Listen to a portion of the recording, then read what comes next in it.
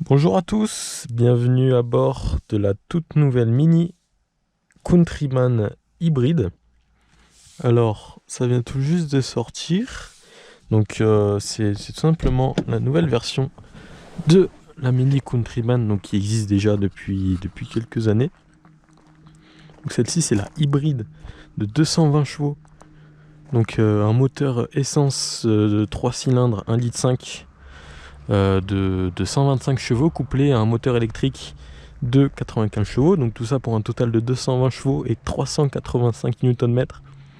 C'est quand même plutôt balèze, mais il faut savoir que ça pèse quand même 1 tonne 8, qui est quand même plutôt lourd, mais ça se sent même pas avec le moteur électrique plus le moteur essence, donc tout ce couple réuni fait que c'est une puissance incroyable. Je vais commencer tout d'abord par remercier Mini Nice Premium Motor pour l'essai de ce véhicule. C'est vraiment très gentil de leur part. Alors voici donc l'intérieur du coffre. Franchement, il y a de la place en dessous, il y a de quoi mettre les câbles pour recharger. Mais bon, après, voilà, il y a quand même une batterie en dessous. Mais je trouve que le coffre est quand même imposant. Alors ici, nous avons les phares, les nouveaux phares Union Jack. J'ai oublié de préciser que c'est la finition Northwood. Donc cette finition là, c'est la finition la plus élevée. Il y a du vent, excusez-moi, je vais rentrer. La finition la plus haute sur cette gamme là. Donc la finition Northwood est une finition à 6500 € si je ne me trompe pas. Donc il y a pas mal de choses à voir dans cette voiture. Déjà l'intérieur, complètement remis à neuf. L'extérieur en soi, visuellement, il change pas énormément. C'est plus côté intérieur qu'on va voir une réelle différence. Donc déjà, je pense que vous avez remarqué ces beaux sièges en cuir marron, avec du coup des surpiqûres blanches et des petits rappels blancs ici.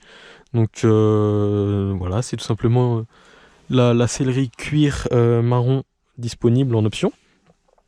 En supplément du pack. Et franchement, j'adore. Regardez ici toutes les croix, ce genre de choses. Vraiment, ça rend super bien. L'intérieur, donc, on voit directement ce qui saute aux yeux, c'est le nouvel écran ici.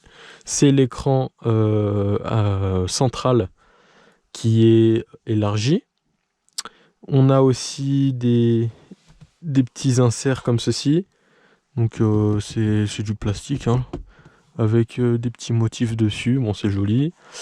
Voilà. Après, donc là, on a tous les boutons. Ici, les habituels boutons type avion. Ici et ici pour gérer les lumières. C'est sympathique, ça donne un petit look sympa. Je vais démarrer la voiture pour qu'on puisse voir un peu tout ça allumé. Donc là, il y a le moteur électrique qui se met en place. Bon, j'ai plus beaucoup d'autonomie, mais c'est pas grave parce que je vais descendre et du coup, ça va se recharger. On va voir tout de suite après que la batterie se recharge lorsqu'on roule à une vitesse incroyable. J'ai jamais vu ça sur plusieurs hybrides, une recharge aussi rapide lorsqu'on roule, tout simplement. Et aussi efficace du coup. Donc le volant, 3 branches, avec le beau logo au milieu, en cuir bien sûr, cuir sellerie, avec le petit Union Jack ici. Alors on a donc du coup sur cet écran, on a tout simplement nos kilomètres, on a l'essence ici, on a l'utilisation de la batterie électrique. Donc on a là les kilomètres, on voit elle est vraiment neuve, hein, 1500 km. Voilà, donc on a toutes les informations essentielles. Il y a aussi en option l'affichage tête haute, donc qui indique les kilomètres heure tout simplement.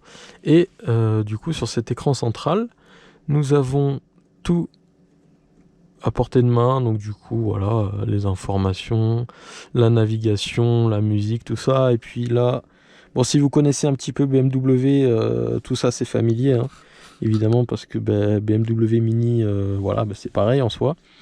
Ça, BMW ont racheté Mini, pour ceux qui savent pas, pour les sauver, hein.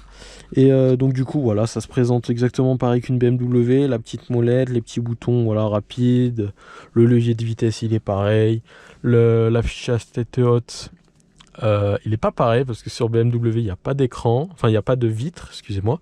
Bon voilà, globalement c'est un univers qu'on connaît avec l'Harman Kardon, mais on garde quand même un aspect fun de Mini. Voilà, les places arrière, bon il y a quand même un petit espace, voilà, je pense pour quelqu'un assez grand ça devrait aller, mais là après ce siège là il est quand même beaucoup avancé, les sièges sont électriques sur celle-ci, elle est vraiment très très bien équipée. Du coup je reviens sur l'aspect fun de Mini, c'est que c'est coloré, c'est vivant hein, tout simplement, la carte tout ça, moi j'aime bien, carte, hop, voilà, donc là on peut afficher la musique, mais on peut très bien mettre ce qu'on veut, l'écran est très fluide. L'ordinateur, le bord, voilà ça, bon, voilà, vous pouvez mettre à peu près tout ce que vous voulez. Qu'est-ce qu'on peut dire d'autre sur cet intérieur?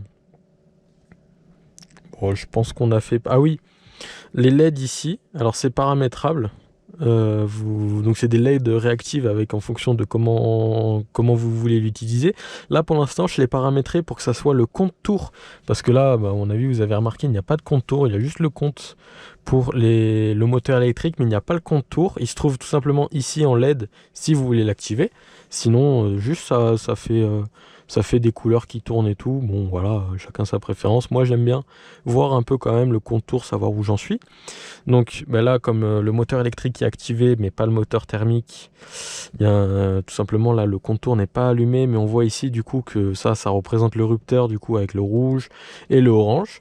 Mais vous allez voir par la suite lorsque je vais commencer à rouler que ça bouge tout simplement, les LED blanches. Alors donc là, tout simplement, on est en électrique. Voilà, aussi quand on se met en arrière, là, ça se met en fonction de où est-ce qu'on est. Donc dès qu'il va commencer à détecter un caillou ou je sais pas quoi, là, ça va changer de couleur en fonction de là où on est par rapport à l'obstacle. Alors, donc, hop, voilà, on va partir. Donc là, pour l'instant, je roule en tout électrique. Voilà, là, je suis à peu près à 2 barres d'électricité qui me restent. Mais on va regarder... Parce que là je suis en haut d'une colline, d'une montagne, tout ça. On va faire la descente tranquillement et vous allez voir ça va se recharger tout seul. Donc voilà, donc là comme on peut voir le contour, donc là le moteur thermique est allumé. Et là c'est les LED en fonction de où je suis dans les tours. Et moi j'aime beaucoup, c'est original. Ça fait un rappel aux premières Mini qui avaient le compteur de vitesse ici. C'est sur les petites Cooper. Donc ils ont gardé cet aspect-là assez fidèle, on va dire. Et là, l'écran ici donne l'information qui suffit. Franchement, j'aime beaucoup. Il n'est pas très grand. Et aussi, je ne l'ai pas montré, mais quand on règle le volant en hauteur, l'écran bouge avec le volant. Du coup, peu importe comment vous êtes positionné sur le volant, vous voyez parfaitement les compteurs, vous voyez parfaitement tout ce qu'il faut. Alors là du coup je suis en tout électrique, donc on entend juste le bruit de roulement qui est plutôt silencieux. Ça va, je sais pas comment ça rend au niveau du microphone interne, mais globalement c'est pas désagréable, on n'entend rien de spécial tout ça. Après donc sur les boîtes automatiques de chez Mini comme chez BMW, un petit hop poussé sur la gauche nous active la boîte de vitesse en sport, où là du coup le moteur thermique prend le dessus sur l'électrique, et le moteur thermique est aussi du coup plus répondant au niveau de l'accélérateur, ce qui rend la voiture du coup un petit peu plus sportive, même si il existe ici sur ce bouton là, lorsqu'on le lève, le mode sport avec l'affichage sport qui se met. Donc on a ici donc les puissances et les couples. Donc comme je l'ai dit tout à l'heure, c'est un 220 chevaux, 380 Nm, ce qui est énorme. Et après oui, donc du coup c'est quand même 1,8 tonne, mais malgré cela elle arrive quand même à faire le 0 à 100 en 6 secondes 8. Elle porte bien du coup son badge S pour la série sportive de chez Mini. Elle reste quand même plutôt fidèle à ça.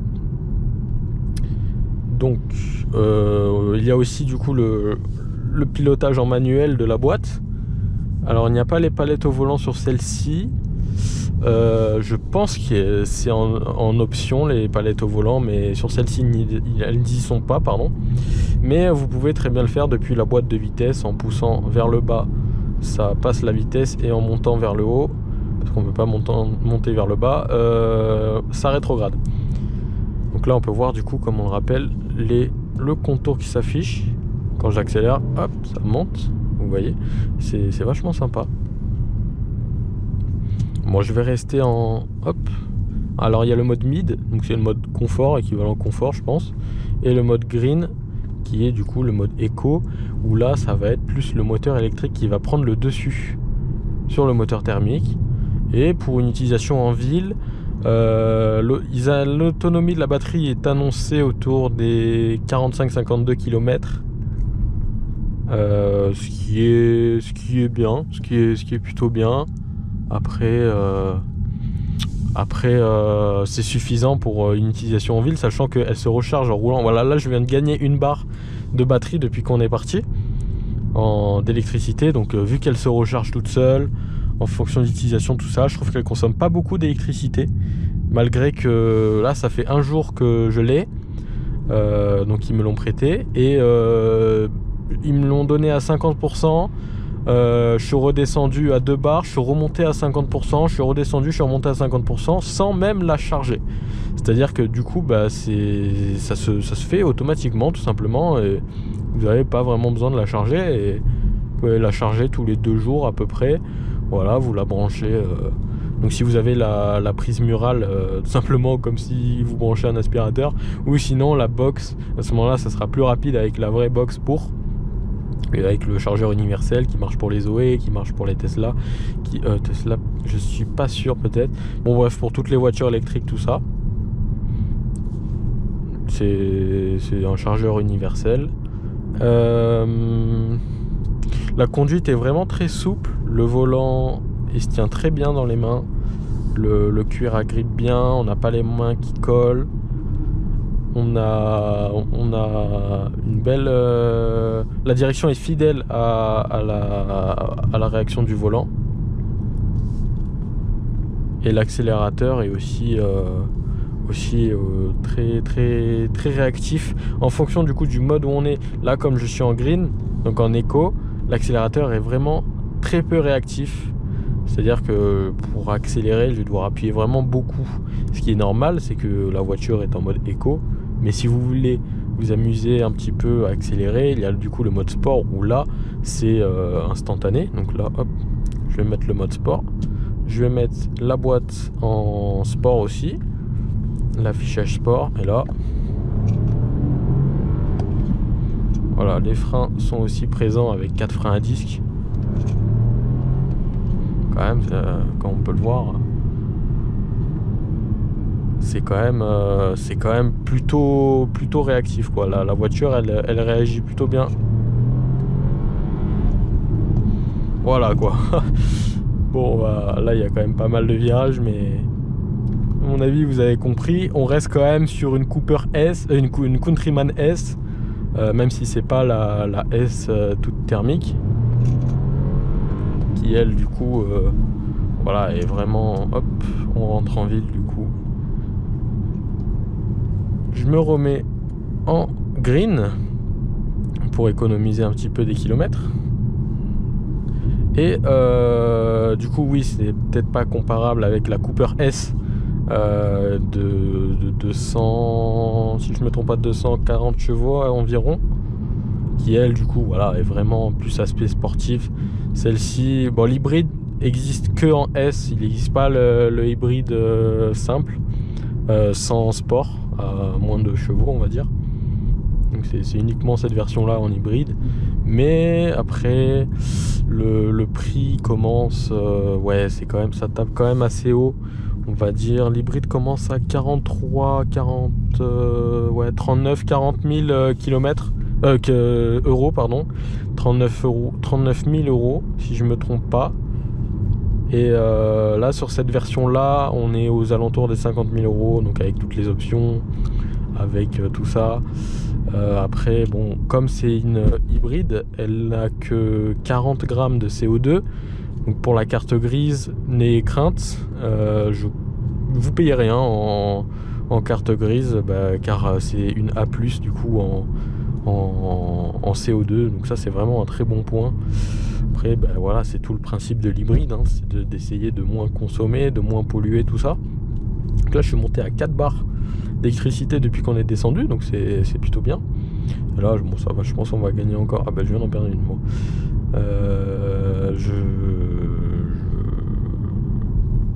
Je continue à rouler tout simplement. Nous allons voir jusqu'à la fin. Hop. Bon, après là, vu que je suis en descente, voilà, forcément ça se recharge. Ça se recharge vite. Quand vous prenez, du coup, ça se recharge. Voilà, enfin, je pense que vous avez compris un petit peu comment ça marche. Je sais pas exactement comment ça fonctionne, par contre, je sais pas si c'est du coup avec vu que ça tourne, ça produit de l'électricité, parce que quand on freine, ça recharge beaucoup, donc à mon avis ça doit aussi prendre la chaleur des freins et les transformer en électricité, je sais pas. Je vous avoue que j'en sais rien du tout.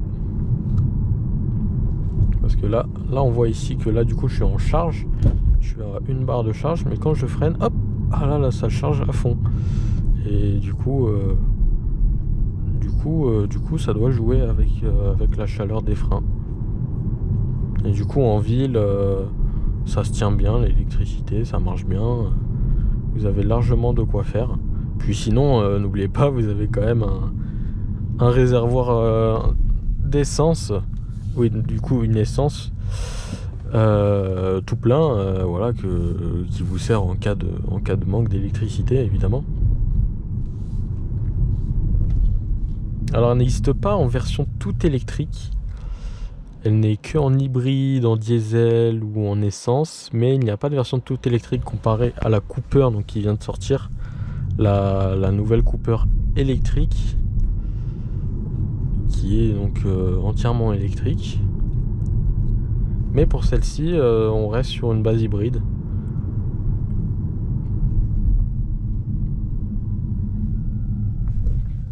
Alors je sais pas si ça s'entend très bien, mais le moteur électrique fait du coup beaucoup de bruit pour avertir du coup les autres piétons, les autres voitures tout simplement, ou les scooters, tout ça, qu'on est quand même derrière eux ou tout simplement devant eux, parce que le moteur électrique, ça fait zéro bruit en principe. Et là du coup voilà, c'est un bruit artificiel évidemment, mais c'est pas un bruit de moteur thermique, c'est un bruit, un sifflement de bruit électrique, un peu comme une Tesla. Lorsque vous accélérez, vous entendez je vais pas le faire parce que ça va être ridicule, mais un petit sifflement. Et du coup voilà, c'est ce qu'on retrouve ici. Et il est pas désagréable, il est plutôt bien. En intérieur ça s'entend pas trop, c'est plus à l'extérieur qu'on entend.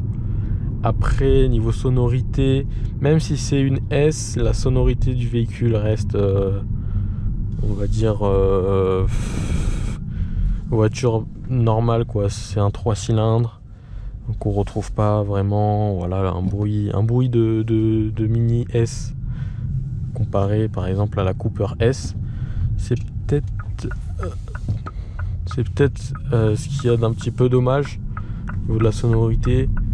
Bon, un moteur quand même de 120 chevaux. Après, le thermique est quand même de 125 chevaux. Du coup, voilà, essayer de sortir une sonorité moteur de ça. À mon avis, voilà, c'est pas quelque chose d'exceptionnel. Mais c'est suffisant pour une utilisation pour tous les jours. Vraiment, la voiture, elle est très bien. Elle fait 4,30 m, qui est pas énorme, 1,82 m de large. Qui est pas non plus excessif, mais qui est quand même plutôt large. Voilà. Globalement, pour une utilisation de tous les jours, on est vraiment sur quelque chose de bien.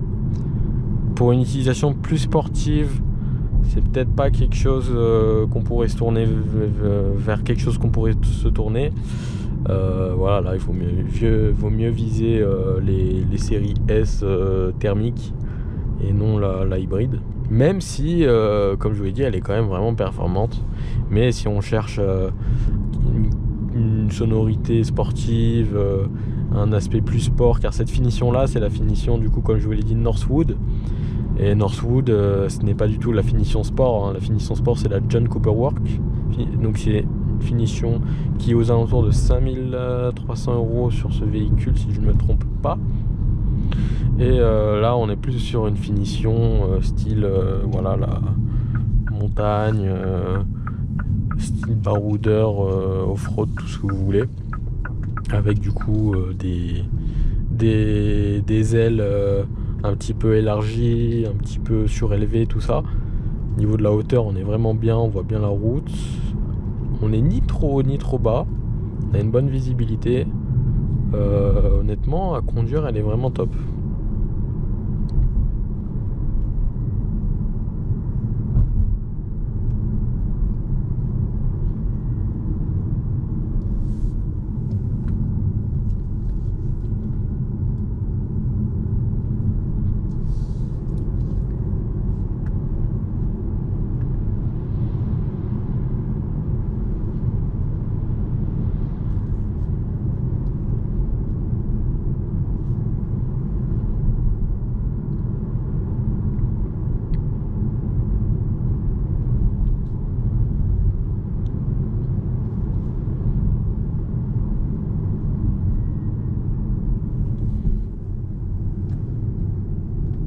Si vous voulez voir un essai ou simplement je conduis sans parler, c'est disponible du coup sur ma chaîne.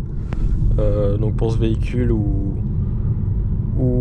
je ne parle pas, juste le bruit, où là voilà, je vais un petit peu plus pousser le véhicule, là je suis plus tranquille pour la présentation. Après hop, je vais me repasser quand même en mode sport.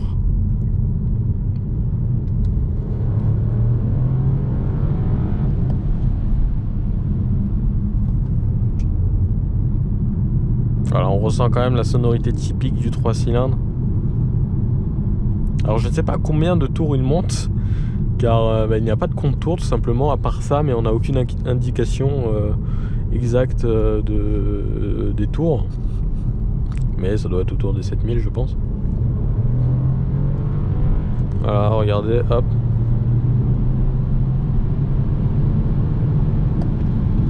Ouais, elle marche bien quand même. Elle marche très bien.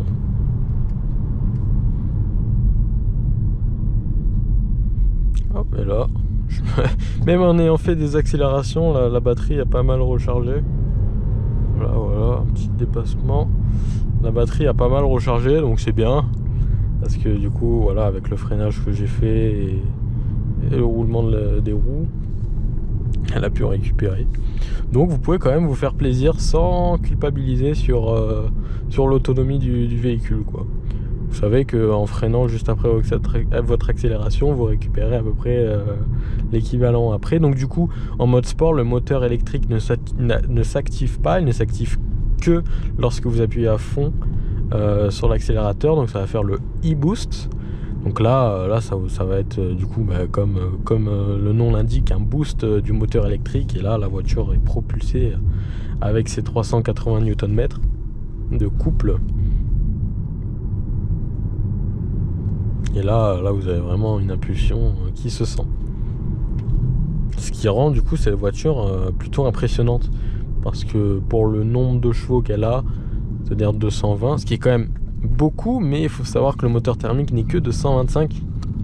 Et du coup le poids de 1,8 tonne, on arrive quand même à sortir une voiture qui fait le 0 à 100 en moins de 7 secondes. Ce qui est, je trouve personnellement, impressionnant.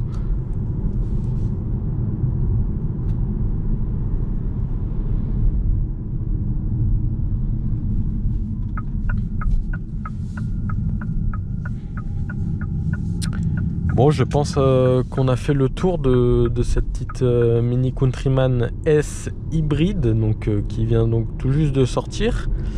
N'hésitez pas à poser des questions dans les commentaires et n'hésitez pas à me donner votre avis grâce au pouce bleu ou le pouce rouge. Si vous n'avez pas aimé, vous avez le droit. Si vous avez des choses à me dire par rapport à la façon dont je procède pour présenter la voiture, si vous avez quelque chose à me dire concernant la voiture aussi, si vous avez des questions, si vous avez des informations à donner, ou si tout simplement vous avez des idées de voitures qui pourraient vous intéresser, n'hésitez pas à me le faire part dans les commentaires. Et du coup on se retrouvera donc pour de prochaines. Je vous dis merci pour votre écoute et à bientôt.